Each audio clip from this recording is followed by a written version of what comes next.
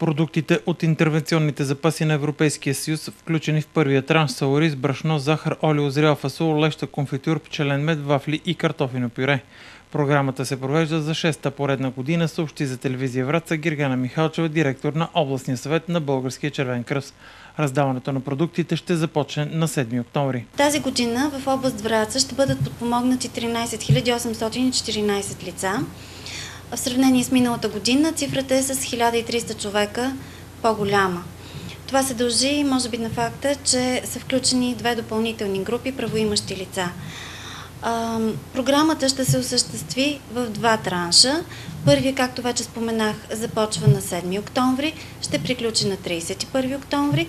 Вторият транш за сега, това, което можем да кажем, ще се реализира през месец декември. Списъци с лицата, имащи право да получават хранителни продукти, са изготвени от Агенция социално подпомагане и са предоставени на БЧК, допълни Гергана Михалчева. Правоимащи лица са всички, които са получили енергийни помощи за предходния отоплителен сезон, т.е. за зима 2012-2013 година.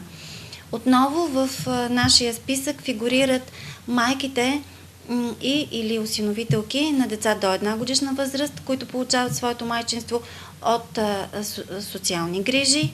Фигурират и семействата на деца с увреждания, които също получават помощи за отглеждането на тези деца.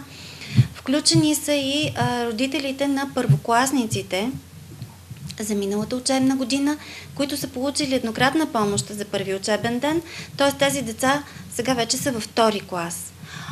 Фигурират и хората, които са лични асистенти, но само по националната програма асистенти на хора с увреждания, хората, които са получили еднократна помощ, еднократна целева помощ по член 16 и ветераните от войните. Възможни са и корекции в списъците, като проверка ще може да се направи на място в пунктовете за раздаване на хранителни продукти. За живеещите в централна градска част и комплексите Младост и квартал Медковец, хората могат да си получат помощите от офиса на Български червен кръст, който се намира на площад Родина, на улица Полковник Итхудов.